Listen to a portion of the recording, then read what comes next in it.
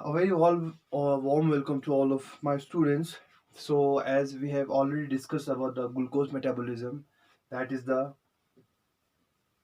glycolysis, then gluconeogenesis.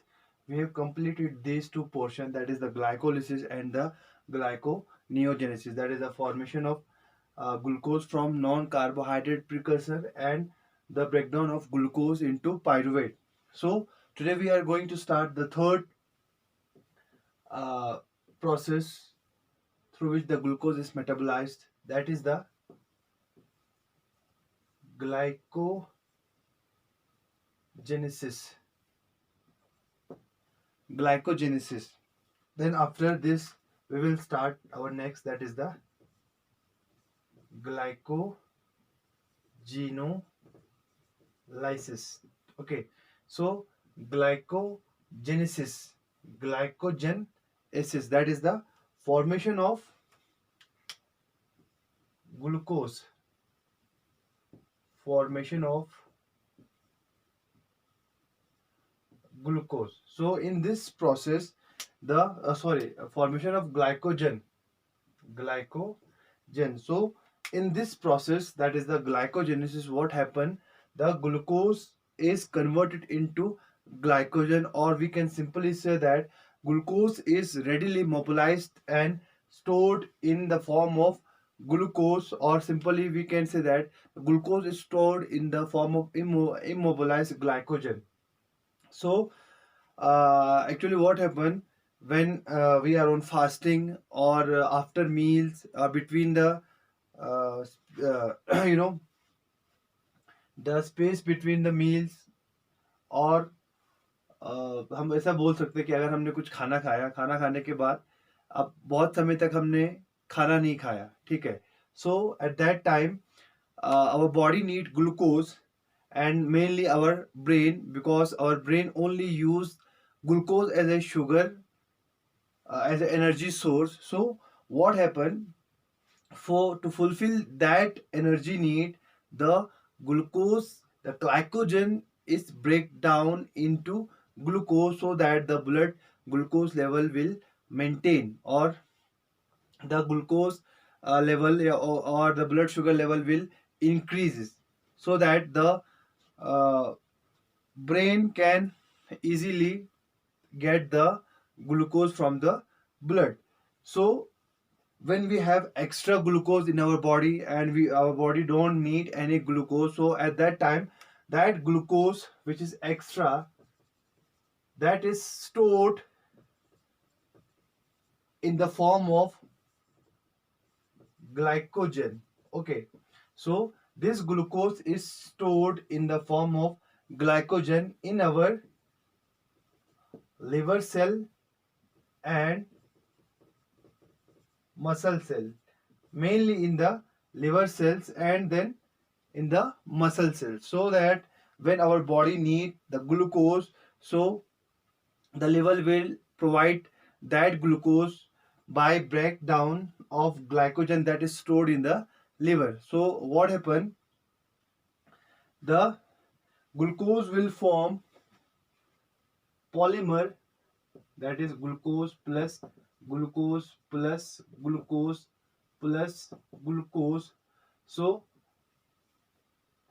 it will form a long chain, and from this chain there will form branches, from that branches again from branches, from that branches again from branches. Okay, so finally it will attain a structure that will fit in our cell, and when our body need energy at the time of fasting or between the meals, so the glycogen is readily break down into glucose, so that our blood glucose level will be maintained, and our brain will get the glucose that he need. Okay, so अगर हम बोलेंगे तो क्या होता है, glucose का storage होता है लिवर में इन द फॉर्म ऑफ ग्लाइकोजन, ठीक है, ताकि जब हमारे बॉडी को चाहिए होगा ग्लाइकोजन, उस टाइम पे ग्लूकोज चाहिए होगा, उस टाइम पे जो ग्लाइकोजन है उसका ब्रेकडाउन हो जाए, ठीक है, और हमारे बॉडी को वो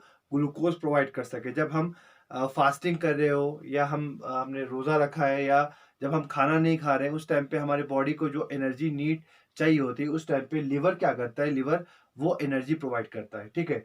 तो जो मसल है, तो मसल क्या करता है, मसल में ग्लूकोज स्टोर रहता है ग्लाइकोजन फॉर्म में मसल सेल्स में, बट वो मसल सेल्स हमारे बॉडी के जो ग्लूकोज लेवल है उसको मेंटेन नहीं कर पाता, क्योंकि पास उसके पास एक एंजाइम की कमी रहती है जो ग्लूकोज 6 फॉस्फेट को, सॉरी, ग्लूकोज 1 फॉस्फेट को ग्लूकोज में कन्वर्ट करके वो सेल मेम्ब्रेन से ब्लड में एंटर हो सके, ठीक है। बट वो जो एंजाइम है जो ग्लूकोज 1 फॉस्फेट को ग्लूकोज में कन्वर्ट करता है, वो लिवर सेल के पास प्रेजेंट होता है, इसीलिए लिवर मेनली पार्टिसिपेट करता है जो ब्लड ग्लूकोज लेवल को मेंटेन करने में, बट लिवर मसल नहीं कर पाता है। मसल्स उस स्टोर्ड ग्लाइकोजन को अपने लिए यूज करता है, बट दूसरों को वो प्रोवाइड नहीं करता। So it's very selfish, that is the muscle cell, but liver is not that selfish. He provide the energy source that is needed for the brain and other body parts. Okay, so glycogen आप simply ध्यान में रखो, glycogen is the polymer of glucose, ठीक है। जब बहुत सारे glucose एक दूसरे के साथ जुड़ जाते हैं, ठीक है, वो लॉन्ग चेन फॉर्म करते हैं, तो उस चेन को हम क्या बोलते हैं, ग्लाइकोजन बोलते हैं, ठीक है। तो उस पॉलीमर को हम क्या बोलेंगे, ग्लाइकोजन। जैसे कि डीएनए था, आपको पता है, एंड जो बेसिस है main structure, that is the nucleotides, ठीक है। न्यूक्लियोटाइड्स पे न्यूक्लियोटाइड्स ऐड होते जाएंगे तो वहाँ पे पॉलीन्यूक्लियोटाइड्स फॉर्म होता है, ठीक है। तो polynucleotides is our DNA, and finally DNA से क्या बनता है आपको पता है, that is the nucleosome. Nucleosome से फिर solenoid structure, then finally the whole chromosome is form, ठीक है। वैसे ही ये भी है, ठीक है, ग्लूकोज पे ग्लूकोज ऐड होते जाएगा और वहां पे ग्लूकोज साइटोसोल में स्टोर रहेगा और फाइनली वो ग्लाइकोजन फॉर्म करता है, ठीक है। अब उस ग्लाइकोजन फॉर्मेशन को किससे, ग्लूकोज से, उसको हम क्या बोलते हैं, उसको हम बोलते हैं ग्लाइकोजेनेसिस, ठीक है। सो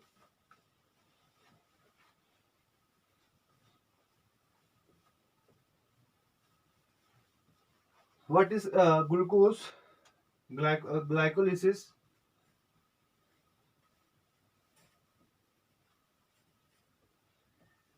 Glycolysis is the formation of glycogen from, sorry, glycogenesis is the formation of glycogenesis is the formation of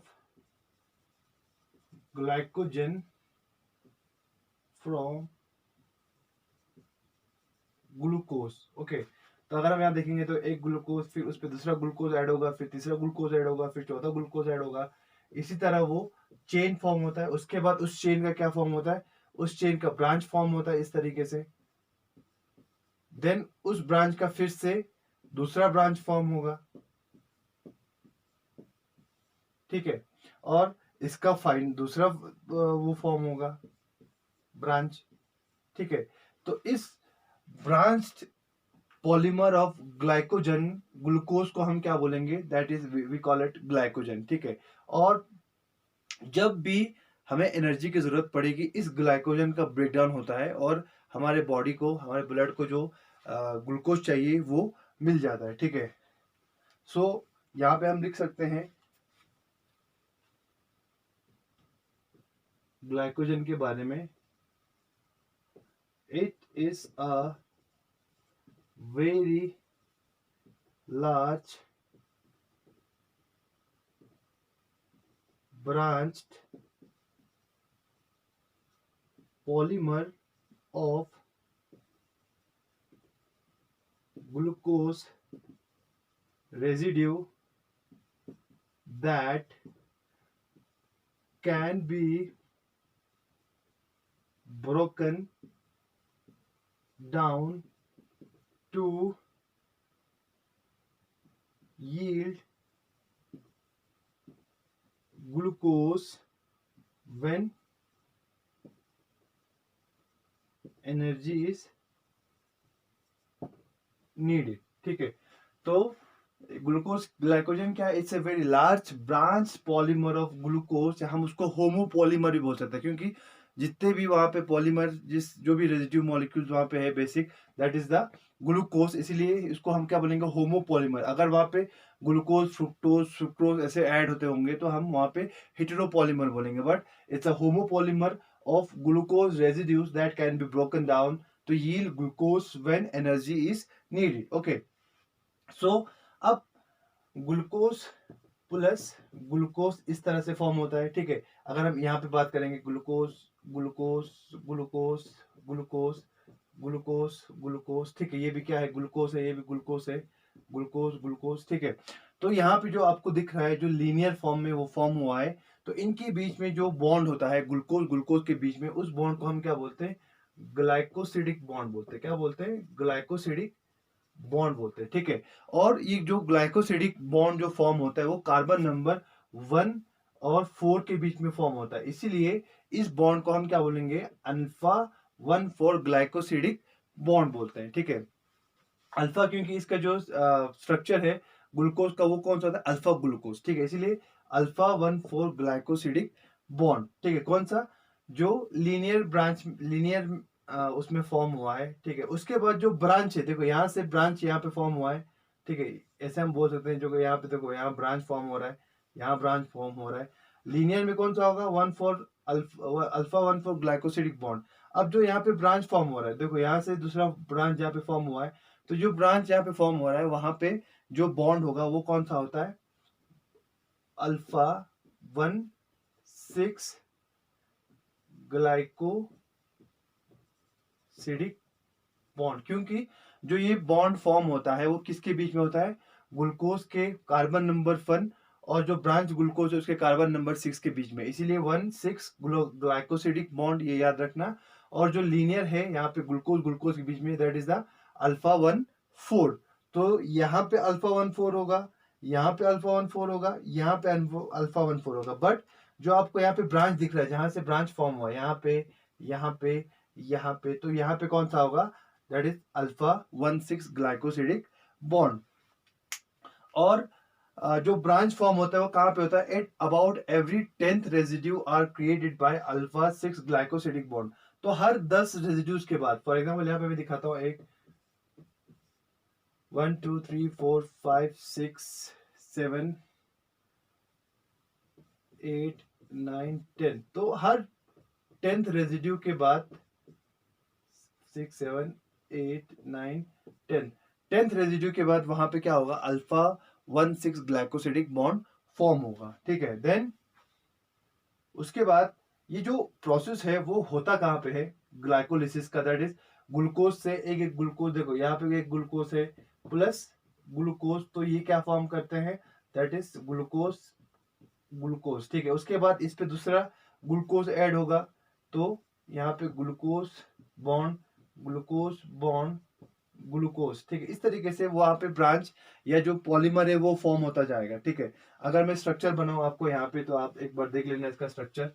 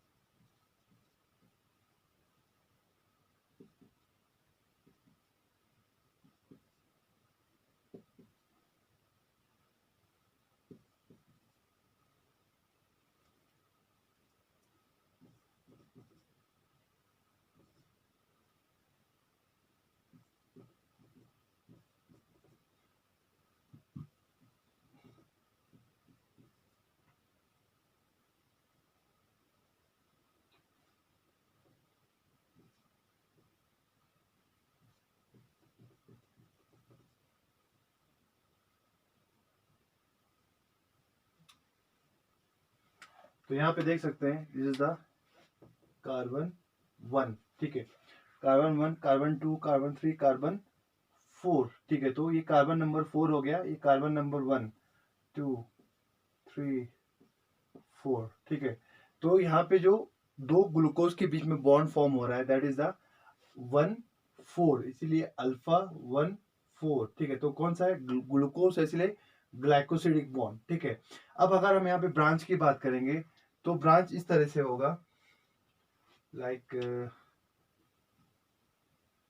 ये 6 है, 5 6 CH2OH, तो यहाँ पे CH2 और इसके बीच में बॉन्ड होगा, इस कार्बन के बीच में हम सिंपल ऐसे बना सकते हैं CH2O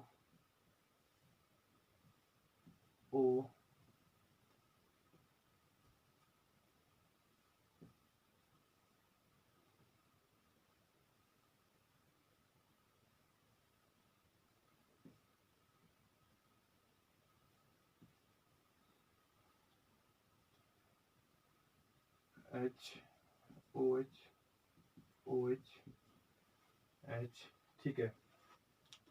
तो इसी तरह से होगा H O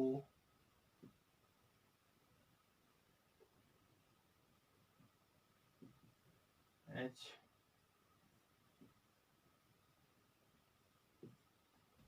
O। तो मैं आपको समझाने के लिए एक डायग्राम बना रहा हूँ, ठीक है। सो H OH OH H CH2OH H, ठीक है। तो एक ये भी बना देता हूँ मैं, ये वाला स्ट्रक्चर दैट इज द, यहाँ पे ओ H H O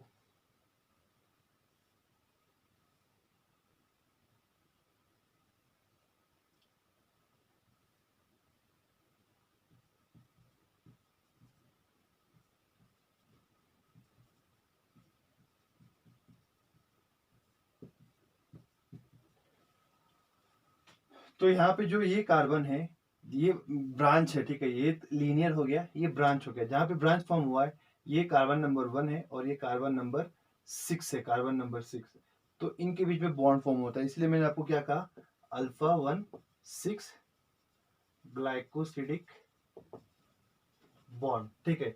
तो लीनियर टाइप में क्या होगा, अल्फा 1 4, और जब जहां पे उन्होंने ब्रांच बनाया वहां पे क्या होगा, अल्फा 1 6। तो आप यहाँ पे देख सकते हो कार्बन नंबर 4 और कार्बन नंबर 1 के बीच में ग्लाइकोसिडिक बॉन्ड फॉर्म हो रहा है यहाँ पे, और यहाँ पे कार्बन नंबर 1 और कार्बन नंबर 6 के बीच में ग्लाइकोसिडिक बॉन्ड फॉर्म हो रहा है। तो इस तरीके से वो पहले लीनियर फॉर्म होगा, उसके बाद फिर वो ब्रांच फॉर्म करता है, ठीक है। जब उसको लगता है कि ब्रांच चाहिए तो वहां पे ब्रांच फॉर्म होगा, and finally they will form the polymer of glucose and they will form the glycogen, ठीक है। देन नेक्स्ट जो ये प्रोसेस है मैंने आपको बताया कहाँ पे होता है, जो प्रोसेस होता है वो कहाँ पे होता है, that is in liver and muscle, ठीक है। लिवर में भी होता है ग्लाइकोजन स्टोर और मसल में भी ग्लाइकोजन स्टोर पाया जाता है, बट जो लिवर है उसका साइज कम होता है और मसल का साइज ज्यादा होता है। तो ज्यादातर जो ग्लाइकोजेनेसिस है वो लिवर में होता है, बट मसल्स में बहुत कम कम होता है। बट मसल्स का अगर हम ओवरऑल देखेंगे तो हमारे बॉडी में मसल्स का जो साइज है वो ज्यादा है एज कंपेयर टू लिवर। तो उसके हिसाब से ग्लाइकोजन स्टोरेज मसल्स में ज्यादा होता है और लिवर में कम होता है। बट लिवर में ग्लाइको जो जेनेसिस है वो ज्यादा होता है, बट उसका साइज कम है। फॉर एग्जाम्पल मैं आपको ये समझाने के लिए, फॉर एग्जाम्पल एक मेरे पास 100 रुपए है, ठीक है, और आप सब बच्चों के पास कितने हैं, 10-10 रुपए, ठीक है। तो क्लास में 20 बच्चे हैं और मैं अकेला हूँ, ठीक है। अगर मैं अकेला का काउंट करूंगा तो मेरे पास पैसे सबसे ज्यादा है, दैट इज 100 रुपीज, ठीक है। बट अगर आप सबको मिला के काउंट करेंगे तो आपके पास 200 हो जाएगा, क्योंकि आप 20 स्टूडेंट्स हो, 20 के पास 10 रुपीज़ है, तो 200 आपका हो जाएगा और मेरे पास 100 हो जाएगा। तो उसके वैसे ही ये है। तो अगर हम इंडिविजुअल देखेंगे तो लिवर और एक मसल्स का कंपेयर करेंगे तो लिवर में ज़्यादा ग्लाइकोजेनेसिस होता है, ग्लाइकोजन स्टोर होता है, बट मसल्स हमारे पूरे through out body part present है। तो अगर उन सबको हम कोलैबोरेट करके, ठीक है, कंपाइल करके उनका वेट करेंगे तो मसल्स में ज़्यादा ग्लाइकोजन स्टोर रहता है, ठीक है। So glycogen is present in the cytosol in the form of a granule. तो ये मैं मिटा देता हूँ यहाँ पे।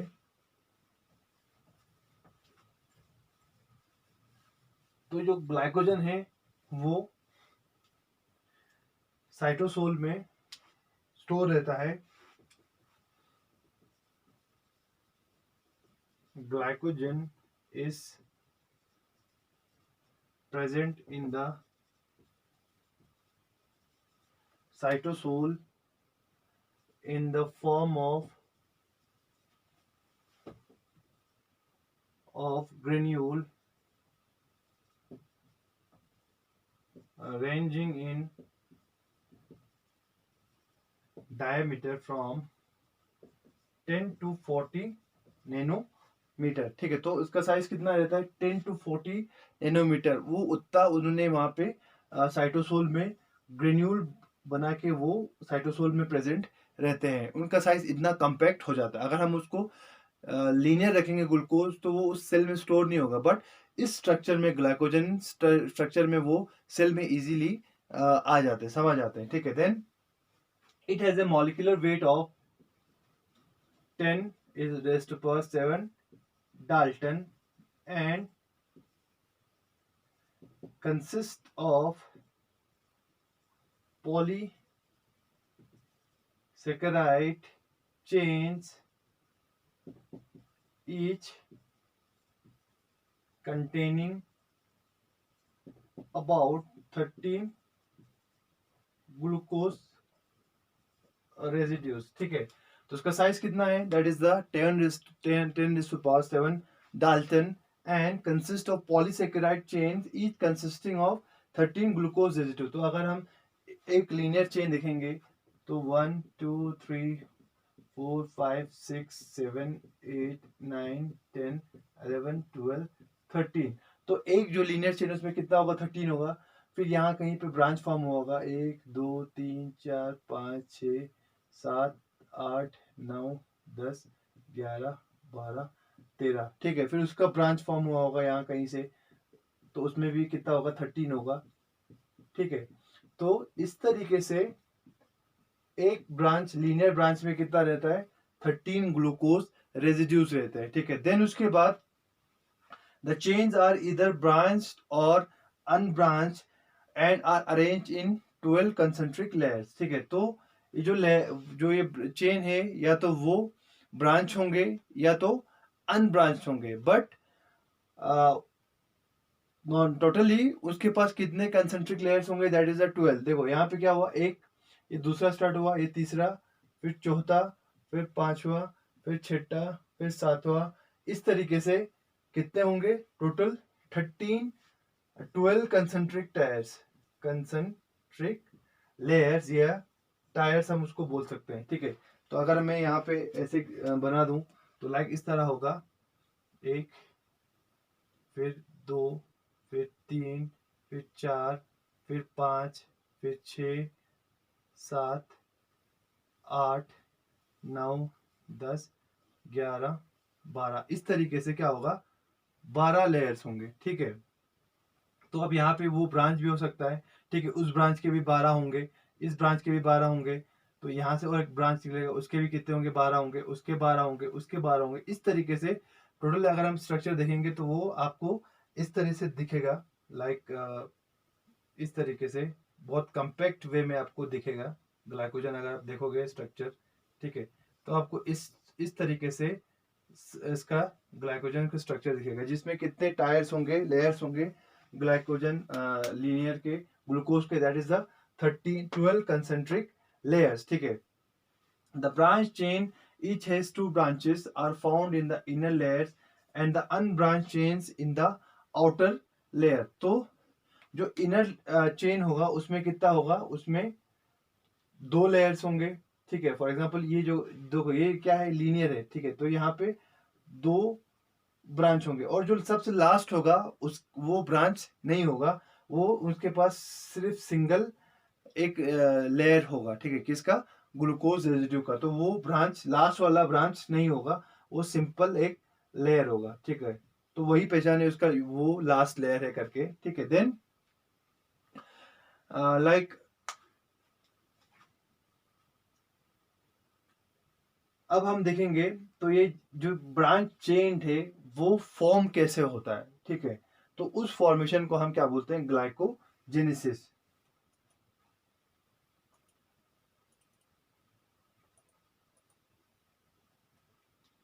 ठीक है।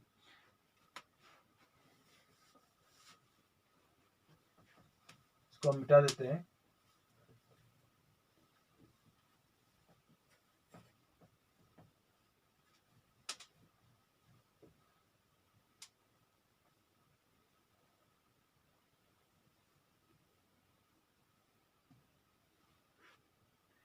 तो ये जो ब्रांच चेंज अभी हमने बताया आपको इस तरीके से होता है, लाइक इस तरीके से, इस तरीके से, इस तरीके से, फिर इसके पास 2 है, फिर इसके पास 2 है, ठीक है, और उसके पास 2 है। तो ये जो ब्रांच होने का मतलब ये है, उसका ये फायदा है कि ग्लूकोज का जो ब्रेकडाउन है इस ग्लाइकोजन से इजीली हो जाता है, क्योंकि यहाँ से भी ग्लूकोज ब्रेक डाउन हो जाएगा, यहाँ से भी हो जाएगा, तो उसको बहुत सारे साइट्स मिल जाएंगे ग्लूकोज की, जब जरूरत होगी उस टाइम पे ग्लूकोज अलग हो जाने का। वरना इस तरीके से भी हो सकता है, ठीक है, एक लीनियर चेन में भी ग्लूकोज स्टोर रह सकता था इन ग्लाइकोजन फॉर्म, बट अगर इस तरीके से रहता तो क्या होता, तो उस टाइम पे एक एक करके ग्लूकोज निकलता और हमारी बॉडी की जो एनर्जी नीड है वहां तक वो पहुंच नहीं पाता। फॉर एग्जांपल अगर एक कमरा होगा और उस एक कमरे में एक दरवाजा होगा, तो क्या होगा कि अगर बाहर आग लगी है, ठीक है, तो दरवाजा बहुत छोटा है, तो अगर आपको दरवाजे से बाहर निकलना है तो बहुत टाइम लगेगा, क्योंकि एक एक करके निकलना पड़ेगा, 10-10 तो उसमें से जा नहीं सकते हैं। तो एट ए टाइम आप एक ही बच्चे वहां से निकल सकते हैं। फॉर एग्जाम्पल अगर उसी घर में हमने 5-6 दरवाजे बना दिए, तो क्या होगा, एक यहाँ से निकल जाएगा, एक वहां से निकल जाएगा, एक वहां से निकल जाएगा, एक उधर से निकल जाएगा। तो बहुत ईजी हो जाएगा कि आप सब एक टाइम पे ही बाहर जा सकते हैं, ठीक है। तो उस इसीलिए जो ब्रांच इसलिए है क्योंकि जब हमें एनर्जी की जरूरत पड़ेगी उस टाइम पे हर एक ब्रांच में से ग्लूकोज का ब्रेकडाउन हो सकता है उस ग्लाइकोजन से, या वहां से ग्लाइकोजन से ग्लूकोज का रिलीज हो सकता है ब्लड में, ताकि हमारा जो ब्लड लेवल है और शुगर लेवल है वो मेंटेन हो सके, ठीक है। इसीलिए ये ब्रांच उस ग्लूकोज ब्रेकडाउन में क्या करता है, हेल्प करता है और हमारे इंस्टेंट एनर्जी प्रोवाइड करने में हेल्प करता है, ठीक है। सो जो ये साइट है मैंने आपको बताया मेनली कहाँ पे होता है, लिवर में होता है। देन उसके बाद मसल्स में होता है, और थोड़ा बहुत एक्स्ट्रा सेलुलर ग्लूकोज हमारे बॉडी में प्रेजेंट रहता है। तो मैंने आपको बताया लिवर में जो परसेंटेज है, तो उसके हिसाब से ये फॉर एग्जांपल लिवर है, तो उसमें 5.0 kg क्या रहता है, ग्लाइकोजन स्टोर रहता है, ठीक है।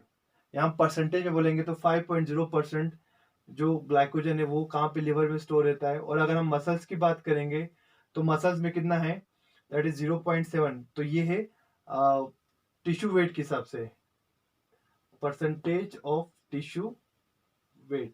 तो अगर 100 kg होगा तो 100 kg में से जो 5 kg होगा वो दैट इज ग्लाइकोजन होगा। या अगर हम बोलेंगे अगर 10 kg होगा तो उस 10 kg में से 500 ग्राम क्या होगा, दैट इज द ग्लाइकोजन। और अगर हम मसल्स की बात करेंगे तो मसल्स में बहुत ही कम ग्लाइकोजन स्टोर रहता है। बट अगर हम टोटल वेट देखेंगे, ठीक है, तो जो लिवर है उसका वेट कितना है, 1.8 kg।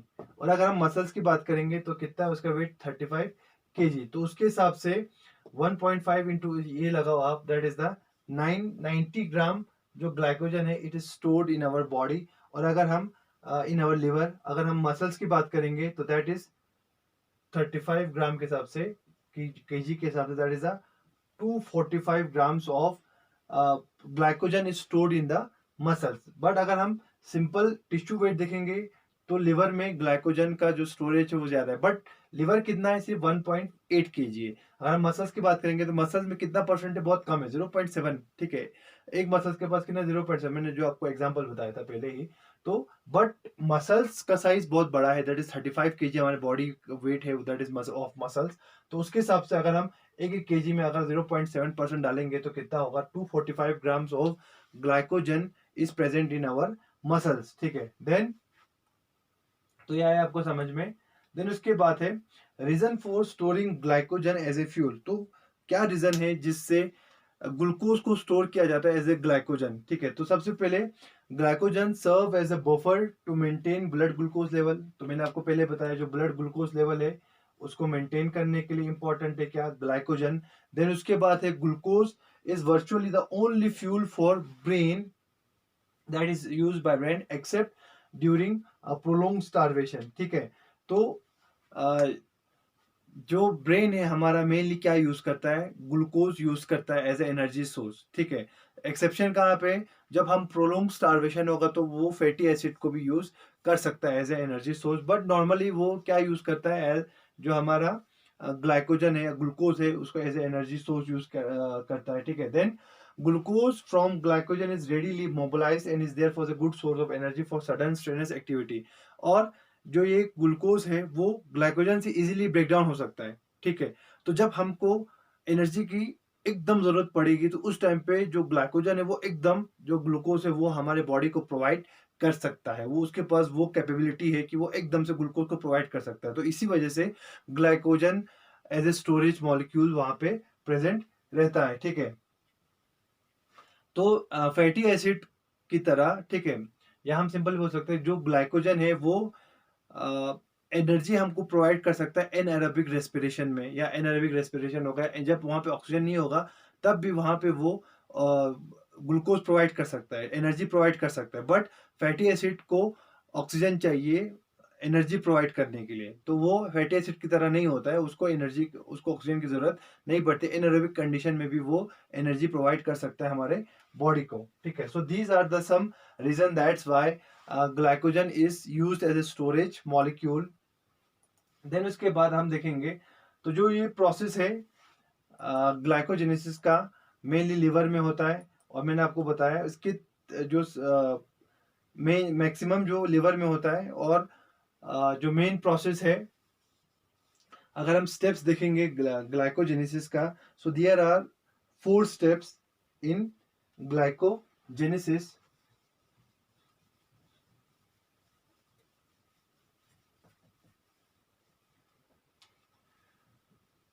4 steps in ग्लाइकोजेनेसिस, ठीक है। तो पहला है activation of glucose, then initiation, then elongation, then fourth है ब्रांचिंग, ग्लाइकोजन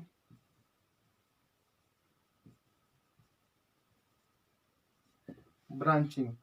सो ये 4 प्रोसेस है जिसके थ्रू क्या होता है, ग्लाइकोजन फॉर्म होता है, that is the activation of glucose, initiation, elongation and glycogen branching. तो सबसे पहले हम देखेंगे एक्टिवेशन ऑफ ग्लूकोज। तो एक्टिवेशन ऑफ ग्लूकोज में क्या होता है, डायरेक्टली ग्लूकोज को ग्लाइकोजन में ऐड नहीं कर सकते हैं, ठीक है। तो पहले ग्लूकोज का कन्वर्शन होता है किसमें, यूडीपी ग्लूकोज में, ठीक है। Glucose is converted into UDP glucose, या हम सिंपली बोल सकते हैं glucose 1 phosphate is converted into glucose UDP glucose, then that UDP glucose is added to the glycogen branch, ठीक है। तो वो यूडीपी ग्लूकोज ऐड होगा कहाँ पे, ग्लाइकोजन ब्रांच पे। तो उस यूडीपी ग्लूकोज का फॉर्मेशन को हम क्या बोलते हैं, that is the activation of glucose, ठीक है। Glucose 1 phosphate plus UTP gives us UDP glucose plus 2 PI, 2 inorganic phosphate, ठीक है। तो ग्लूकोज कंबाइन होता है किसके साथ, यूडीपी के साथ, तो वो क्या फॉर्म करेगा, यूडीपी ग्लूकोज फॉर्म करता है, ठीक है। उसके बाद यूडीपी ग्लूकोज और साथ में दो इनऑर्गेनिक फॉस्फेट भी यूज, पहले जो फॉस्फेट है वो एज ए पायरोफॉस्फेट रिलीज होता है, देन वो पायरोफॉस्फेट का फिर से बॉन्ड ब्रेक होता है और फाइनली वो टू इनऑर्गेनिक फॉस्फेट वहां पे फॉर्म होगा। तो इस प्रोसेस को हम क्या बोलते हैं, एक्टिवेशन ऑफ ग्लूकोज। तो ग्लूकोज का यूडीपी ग्लूकोज में कन्वर्ट होना इंपॉर्टेंट है ताकि ये यूडीपी ग्लूकोज हमारे ब्रांच में क्या हो सके, इंसर्ट हो सके, ठीक है। तो अगर हम देखेंगे तो सबसे जो पहला प्रोसेस है that is the activation of glucose. So synthesis of glycogen from glucose is carried out by the enzyme glycogen synthase. तो नॉर्मली जो ग्लूकोज है उसका कन्वर्शन ग्लाइकोजन में कौन करता है, that is the glycogen synthetase, ठीक है। कौन करता है, ग्लाइकोजन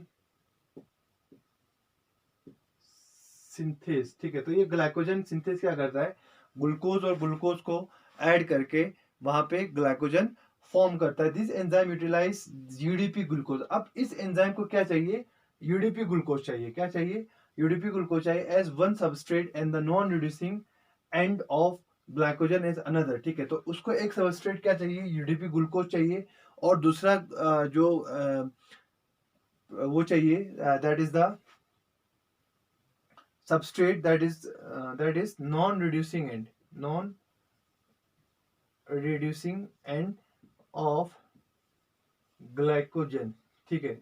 तो non reducing end of glycogen चाहिए उसको एक सबस्ट्रेट, और दूसरा सबस्ट्रेट क्या चाहिए, यूडीपी ग्लूकोज। किसको, इस ग्लाइकोजन सिंथेस को। तो ग्लाइकोजन सिंथेस मेन एंजाइम है जो ग्लाइकोजन फॉर्म करता है, ठीक है। तो इसका सबस्ट्रेट एक यूडीपी ग्लूकोज है। तो हमारा जो सबस्ट्रेट है ग्लूकोज 1 फॉस्फेट, ग्लूकोज से क्या फॉर्म होता है, glucose 6 phosphate then glucose 1 phosphate.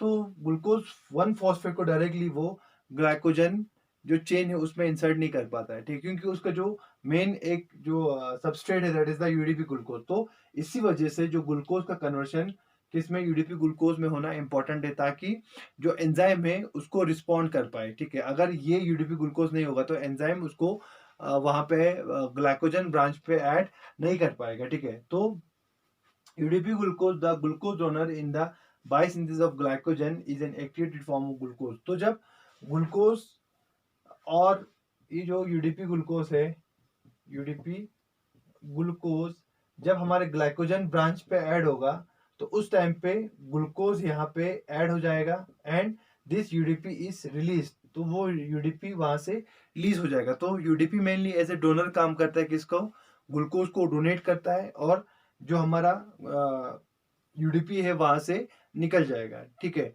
तो ग्लूकोज को डोनेट करता है किसको, ग्लाइकोजन ब्रांच को। तो सबसे पहले जो प्रोसेस है that is the activation of glucose. इसी वजह से ग्लूकोज का कन्वर्शन यूडीपी ग्लूकोज में होना बहुत इंपॉर्टेंट है, ठीक है। So activation of glucose is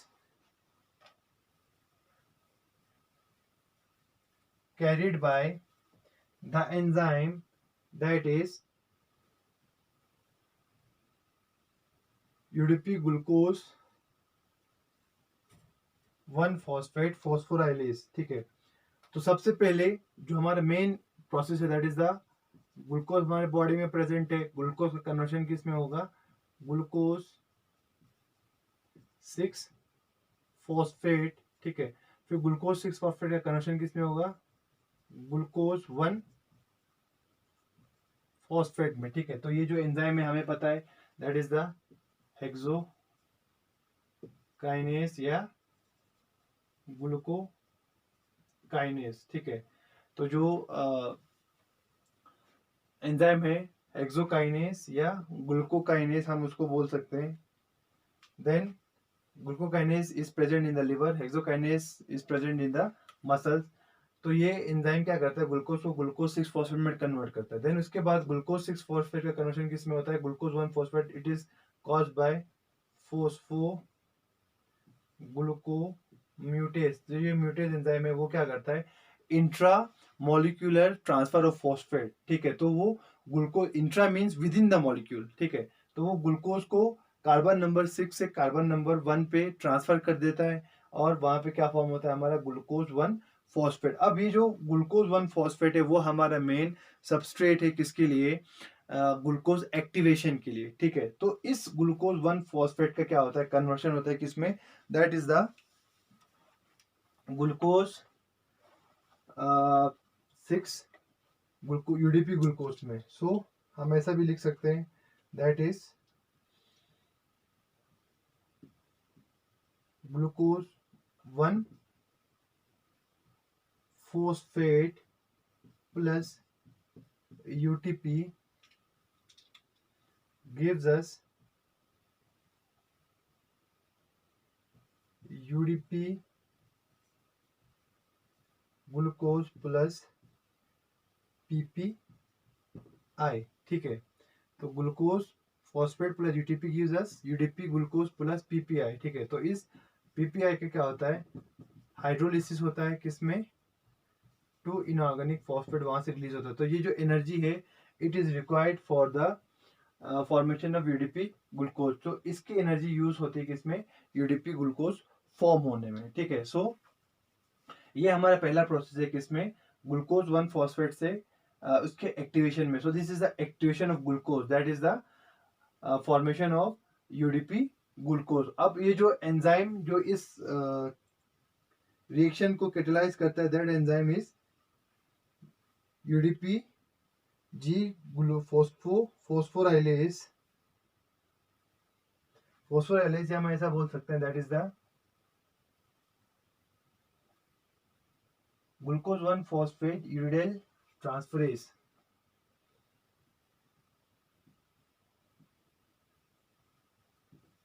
glucose 1 phosphate uridyl transferase, और दूसरा है हमारा इसी में, हम इसको यूडीपीजी फोस्फोराइलेज भी बोल सकते हैं, पायरो फोस्फोराइलेज, ठीक है। या उसको हम ग्लूकोज 1 फॉस्फेट यूरिडिल ट्रांसफरेज भी बोल सकते हैं, या यूडीपीजी पायरो फोस्फोराइलेज भी बोल सकते हैं, ठीक है। तो ये एंजाइम इस रिएक्शन को कैटेलाइज करता है, that is the formation of glucose 1 phosphate plus UTP into UDP glucose plus 2 inorganic phosphate. So ये जो प्रोसेस है, this is the activation of glucose, जो हमारा फर्स्ट स्टेप है किसमें, ग्लाइकोजेनेसिस में, ठीक है। देन उसके बाद नेक्स्ट है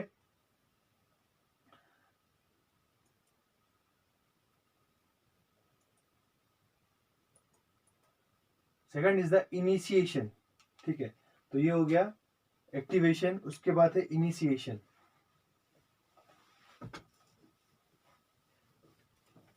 तो इनिशिएशन में क्या होता है, इनिशिएशन, ठीक है। तो अभी हमने देखा कि ग्लूकोज ऐड हो रहा है, ठीक है। तो अभी हमने देखा यूडीपी ग्लूकोज ऐड होता है एक ग्लाइकोजन ब्रांच पे, ठीक है। तो वहां पे आपका क्या होगा, फॉर एग्जांपल ये एक ग्लूकोज है, ठीक है। तो ये 3 नंबर ग्लूकोज है 3, तो यहाँ पे ग्लूकोज ऐड हो जाएगा, ठीक है। और जो यूडीपी है वहां से बाहर निकल जाएगा, ठीक है। तो ये जो प्रोसेस है वो कौन कराता है, that is the glycogen synthase. But ये जो ग्लूकोज है डायरेक्टली ग्लूकोज बाइंड होके ग्लाइकोजन फॉर्म नहीं करता है, ठीक है। इसको एक प्राइमर चाहिए, ठीक है। इसको एक ब्रांच की जरूरत चाहिए, ठीक है।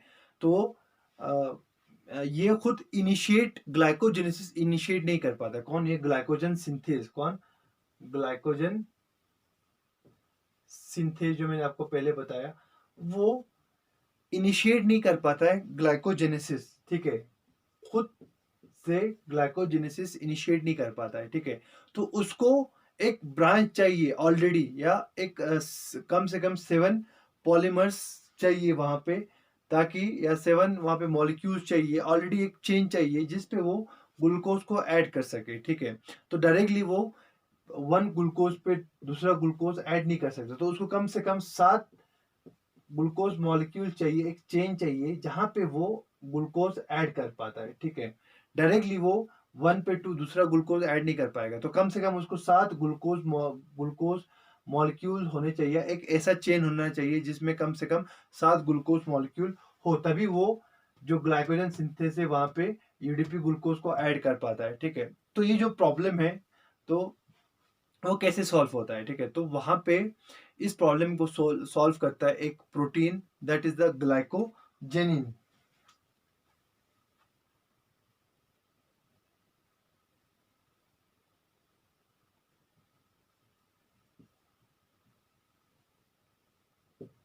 ग्लाइकोजेनिन, तो ग्लाइकोजेनिन क्या करता है, मैंने आपको पहले बताया, जो ग्लूकोज ग्लाइकोजन सिंथेस है वो ग्लूकोज रेजिड्यू को तभी ऐड कर पाता है जब एक चेन होना चाहिए जिसमें कम से कम मोर देन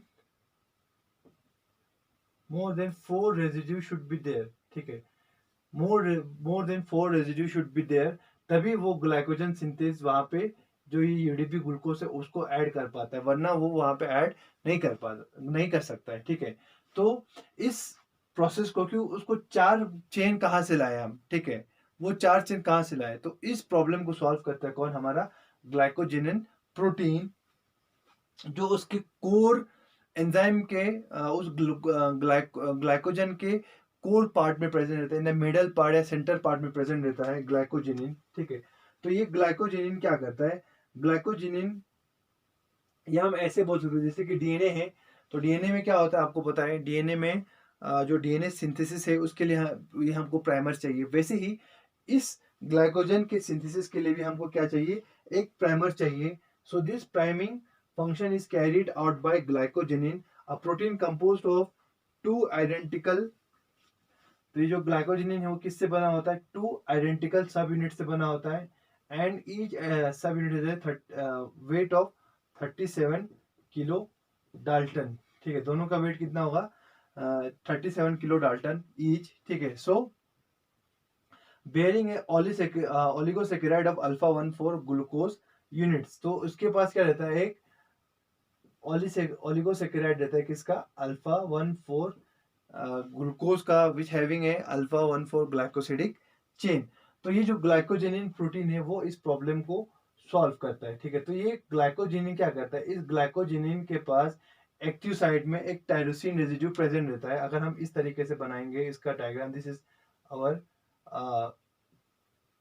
ग्लाइकोजेनिन प्रोटीन, और हमने बताया कि ये 2 सब यूनिट से बना है, तो इसके पास क्या है, एक टायरोसिन रेजिड्यू प्रेजेंट रहता है, अमीनो एसिड। ठीक है, कौन सा, टायरोसिन। तो वैसे ही यहाँ पे है एक्टिव साइट में, this is the active site, और ये इस वाले उसका एक्टिव साइट है। तो यहाँ पे क्या है, टायरोसिन प्रेजेंट है। ठीक है, this is the active site of the another सब यूनिट। ठीक है, तो इसका ये एक्टिव साइट है। ठीक है, so this is the glycogenin dimer. तो ये जो टायरोसिन रेजिड्यू है, ये ग्लाइकोजेनिन है, वो क्या करता है, इस प्रॉब्लम को सॉल्व करता है by adding almost 7 units of, yes, 7 molecules of glucose to the chain without using the enzyme glycogen synthase। तो उसको ग्लाइकोजन सिंथेस की जरूरत नहीं पड़ती है। ये जो ग्लाइकोजेनिन जो एंजाइम है खुद अपने आप क्या करता है, इस प्रोसेस को कंटिन्यू करता है by adding molecules, glucose molecules on the enzyme. ठीक है, तो आप यहाँ पे देख सकते हैं। ठीक है, तो ये जो पार्ट है that is our enzyme part. ठीक है, जो एक्टिव साइट में जो टायरोसिन है उसके पास क्या रहता है, एक हाइड्रोजिल ग्रुप रहता है। ठीक है, हाइड्रोक्सिल ऑक्सीजन प्रेजेंट रहता है। ठीक है, टायरोसिन के पास। और यहाँ पे हम देखेंगे तो जो ये 1 कार्बन या एनोमेरिक कार्बन 1 है ग्लूकोज का, ठीक है, उसके बीच में रिएक्शन होता है, और वहां पे इन दोनों के बीच में बॉन्ड फॉर्म होता है। ठीक है, that is the carbon number 1 and the hydroxyl group of the tyrosine. ठीक है, तो इन दोनों के बीच में बॉन्ड फॉर्म होगा, इन दोनों के बीच में रिएक्शन होगा, और जो ये this is the UDP glucose, UDP glucose यहाँ पे दिख रहा है आपको, glucose plus diphosphate plus uridine. ठीक है, तो ये जो यूडीपी है वहां से निकल जाता है। ठीक है, यूटीपी यहाँ पे निकल गया, और जो ये कार्बन नंबर 1 है, एनोमेरिक कार्बन नंबर 1, और ये जो टायरोसिन है, जो हमारा एंजाइम है, एंजाइम के दैट इज अ ग्लाइकोजेनिन जो प्राइमर है, ठीक है, उसका जो टायरोसिन अमाइनो एसिड है, उसके पास जो OH ग्रुप है, ये और ये जो कार्बन नंबर 1 है, इन दोनों के बीच में बॉन्ड फॉर्म होगा, ठीक है, और यूडीपी वहां से निकल जाएगा और जो ग्लूकोज है वो इस टायरोसिन रेजिड्यू पे ऐड हो जाएगा, ठीक है। उसके बाद क्या होगा, फिर दूसरा यूडीपी ग्लूकोज आएगा, यूडीपी ग्लूकोज यहाँ पे ऐड होगा, ठीक है। तो वो यूडीपी ग्लूकोज क्या करेगा, वो यूडीपी ग्लूकोज यहाँ पे ऐड हो जाएगा, कहाँ पे, कार्बन नंबर 4, ठीक है। और कौन सा, ये जो कार्बन नंबर 1 है, इन दोनों के बीच में नेक्स्ट जो आने वाले हैं ग्लूकोज, उसके बीच में क्या होगा, बॉन्ड फॉर्म होगा। तो अगर हम यहाँ पे डायग्राम बनाएंगे तो मैं इसे सिंपली बनाऊंगा इस तरीके से। ये दूसरा, ये हमारा पहला ग्लूकोज, ये वाला ग्लूकोज 1, ठीक है, ग्लूकोज 1, ये हमारा ग्लूकोज 2 यहाँ पे ऐड हो गया और यहाँ से क्या निकल जाएगा, यूडीपी बाहर निकल जाएगा। और दिस इज आवर टायरोसिन, जो हमारा एंजाइम है उसका OH ग्रुप है, ठीक है।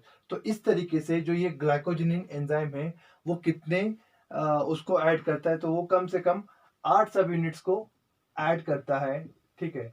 और वहां पे एक प्राइमर चेन फॉर्म करता है, ठीक है। टोटल 8 सब यूनिट्स को वो ऐड करेगा, ठीक है। उसके बाद, और इसको किसी एंजाइम की जरूरत नहीं है, यही ग्लाइकोजेनिन जो एंजाइम है वो अपने आप पर, या जो ये लॉन्ग चेन जो फॉर्म कर रहे हैं वो बनाने में वो खुद ही वहां पे पार्टिसिपेट करता है, उसके लिए अलग से एंजाइम की जरूरत नहीं है।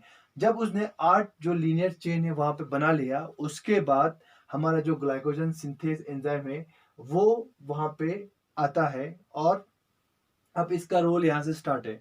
देन इलोंगेशन प्रोसेस हमारा स्टार्ट होगा। सो this is a initiation. Initiation में क्या है, तो जो ग्लूकोज ग्लाइकोजन सिंथेस तभी ऐड कर पाता है जब वहां पे कम से कम 4 ग्लूकोज रेजिड्यू का चेन अवेलेबल हो। अगर वहां पे अवेलेबल नहीं होगा तो it can not add the UDP glucose onto the glycogen to form a glycogen. So it need a primer for adding the glucose on that primer, and that primer is formed by our enzyme, that is the glycogenin enzyme, which is present in the core, in the center of the glycogen.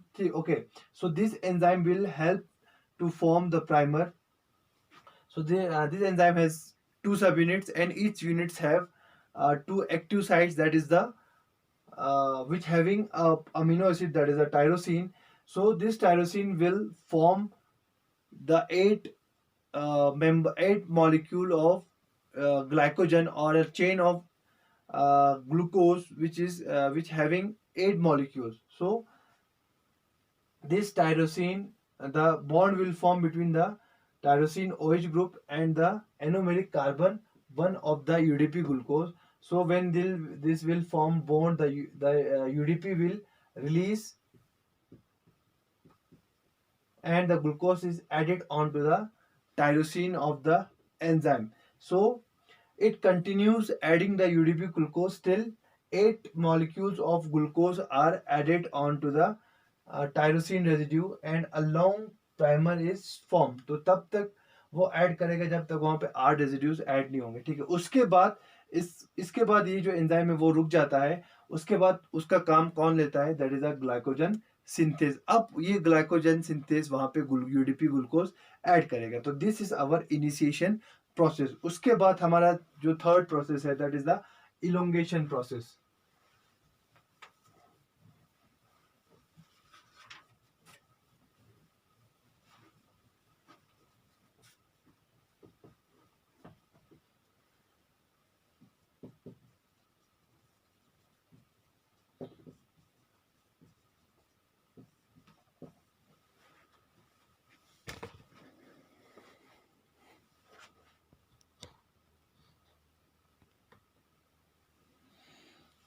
ठीक है, तो elongation process में क्या होता है, elongation process में हमारा glycogen synthesis वो पार्टिसिपेट करता है, और ये हमारा 8 रेजिड्यूज ऑलरेडी वहां पे फॉर्म हुए हैं, ठीक है, या 4 रेजिड्यूज हम बोल सकते हैं। और this is our enzyme, that is the glycogenin, ठीक है। तो इस पे 8 या रेजिड्यू, या हम ऐसे सिंपली मैंने यहाँ पे 6 बनाए, ठीक है, ऐड हो गया है, ठीक है। उसके बाद यहाँ पे ग्लूकोज ऐड होगा, that is the UDP glucose, UDP glucose add होगा। तो उसको ऐड कौन करता है, आप यहाँ से इस एंजाइम का जो काम है वो लेता है कौन, जिस ग्लाइकोजन सिंथेज, ठीक है। 1 2 3 4 5 6 7, फॉर एग्जाम्पल यहाँ पे 7 है, तो उसके बाद जो इसका काम है वो कौन लेता है, ये ग्लाइकोजन सिंथेज है। अब यहाँ पे ऐड हो गया है 8 7 6 5 4 3 2 1 एंड आवर एंजाइम, ठीक है, दैट इज द ग्लाइकोजेनिन, ठीक है। और यहाँ से यूडीपी बाहर निकल जाएगा। तो एंजाइम कौन सा यहाँ पे पार्टिसिपेट करता है, the enzyme is the glycogen synthase, ठीक है। तो ये जो ग्लाइकोजन सिंथेज है, आप इसी तरीके से क्या होगा वहां पे वो ऐड करता जाएगा ग्लूकोज मॉलिक्यूल्स को। तो यहाँ पे आप 9 ऐड हो गए, अब उसके बाद 10 ऐड होंगे, ठीक है, उसके बाद 11 ऐड होंगे, इस तरह से वहां पे ग्लूकोज वो ऐड करता जाएगा कौन, this glycogen synthase. So this is our elongation process. So new glycosyl units are added to the non-reducing and terminal residue of glycogen. The activated glycosyl units of UDP glucose is transferred to the hydroxyl group at carbon 4 terminus of glycogen to form the alpha 1,4 glycosidic linkage. तो हमने देखा जो इनके बीच में जो glycosidic bond है वो कौन सा, अल्फा 1,4 ग्लाइकोसिडिक लिंकेज है या 1,4 ग्लाइकोसिडिक बॉन्ड है, ठीक है। तो ये जो एंजाइम इसको कैटेलाइज करता है कौन है, वो है that is enzyme glycogen synthase, ठीक है। जो मेन या की रेगुलेटरी एंजाइम है किसका, ग्लाइकोजन सिंथेसिस का, ठीक है। जैसे कि अगर आपके ब्लड में ग्लूकोज लेवल इंक्रीज हो गया, ज्यादा हो गया, तो उस टाइम पे आप सबको पता है जब आपका ब्लड में ग्लूकोज लेवल ज्यादा हो जाएगा तो मेनली कौन से हार्मोन का रिलीज होता है, दैट इज द इंसुलिन, ठीक है। तो इंसुलिन क्या करता है, हमारे ब्लड लेवल को कम कर देता है, ठीक है। तो उस टाइम पे क्या होता है, ये इंसुलिन इस जो एंजाइम है इसको एक्टिवेट करता है, जिससे क्या होगा, जो ग्लूकोज हमारे ब्लड में है वो लिवर में एंटर हो जाएगा और उस ग्लूकोज का ग्लाइकोजन में कन्वर्शन हो जाएगा, ताकि वो ग्लूकोज है वो ब्लड से निकल जाए और लिवर में वो स्टोर हो जाए, और जब हमारे बॉडी को उसकी जरूरत पड़ेगी उस टाइम पे वो यूटिलाइज हो जाए, ठीक है। देन इलोंगेशन में मैंने आपको बताया यूडीपी ग्लूकोज ऐड होगा कहाँ पे, इस जो ग्लाइकोजन ने जो प्राइमर चेन बनाया है उस पे ऐड होगा और यूडीपी वहां से निकल जाएगा और वहां पे ग्लूकोज ऐड होता जाएगा, ठीक है। सो देन उसके बाद ये थर्ड प्रोसेस था इलोंगेशन, इस तरह से इलोंगेट होगा। देन उसके बाद जो हमारा फोर्थ प्रोसेस है that is the glycogen branching.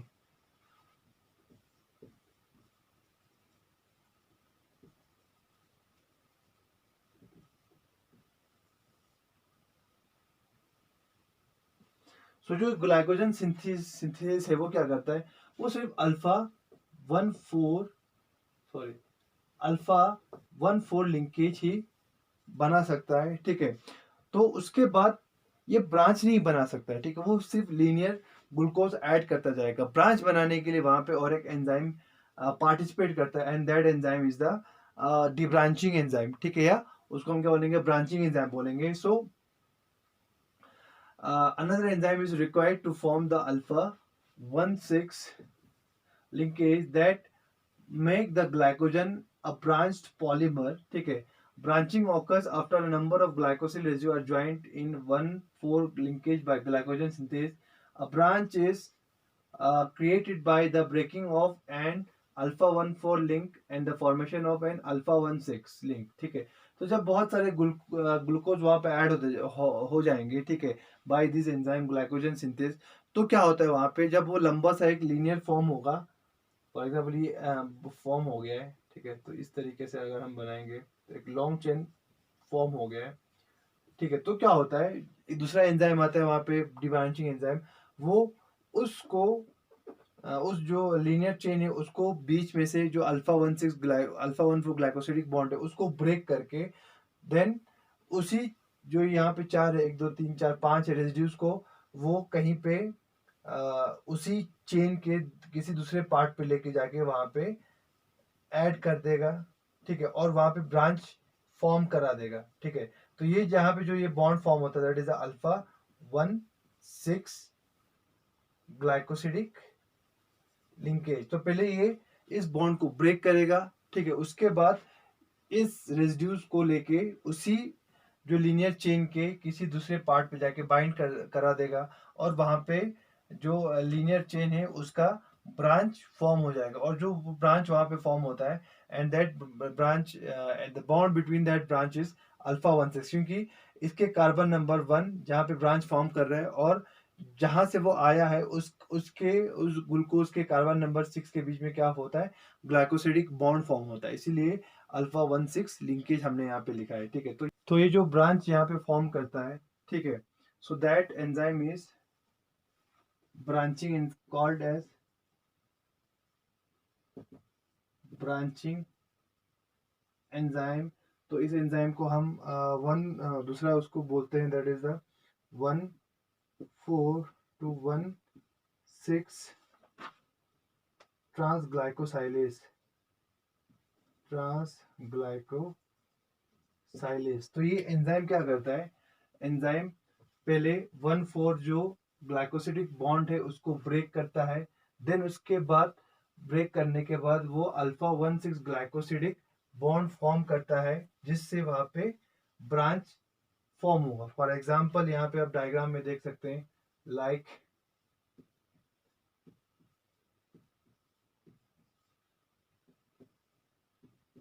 तो ये हमारे ग्लूकोज रेजिड्यूज हैं, ठीक है, और दिस इज अवर ग्लाइकोजेनिन एंजाइम। तो 1 2 3 4 5 6 7 8 9 10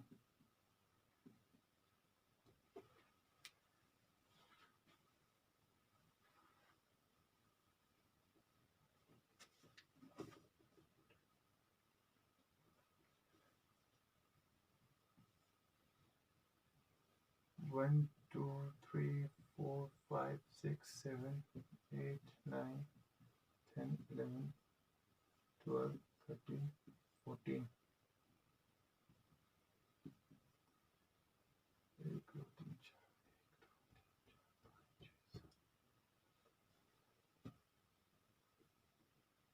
ठीक है। तो ये जो हमारा एंजाइम था that is the alpha 1,4,2,1,6 trans glycosylase. ये जो एंजाइम क्या करता है, तो ये जो एंजाइम है, अब देखो हमने पहले बताया जो ग्लाइकोजन सिंथेस वो इस तरीके से यहाँ पे ग्लूकोज ऐड करता जाएगा, ठीक है, वो ब्रांच नहीं बना पाता है।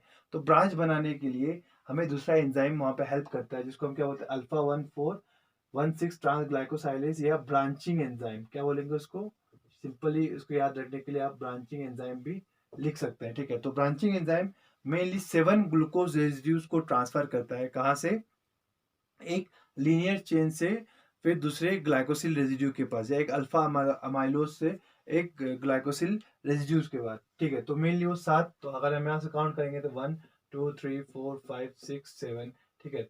तो यहाँ पे जो अल्फा 1,4 ग्लाइकोसिडिक बॉन्ड है इस कार्बन, इस ग्लूकोज नंबर 4 और ग्लूकोज नंबर 5 के बीच में, तो ये क्या हो जाएगा, ये ब्रेक हो जाएगा। तो पहला जो ये इसकी activity that is it breaks the bond between carbon number 4, sorry glucose number 4 and glucose number 5, and then वो इसको ट्रांसफर करेगा कहाँ पे, तो वो उसको ट्रांसफर करके लेके जाता है कहीं पे, लाइक यहाँ पे मैं बताता हूँ ग्लाइकोजेनिन, ठीक है। सो यहाँ पे उसको ट्रांसफर करेगा वो। तो ऑलरेडी हमारे 4 रेजिड्यू यहाँ पे बच गए, 2 3 4 1 2 3 4। तो वो उस कार्बन नंबर फर्स्ट के पास उसको लेके जाएगा, एंड 1,6, तो इसका कार्बन नंबर 6 यहाँ प्रेजेंट है, एंड तो मैं यहाँ पे ऐसे दिखाता हूँ 1 2 3 4 5 6 7।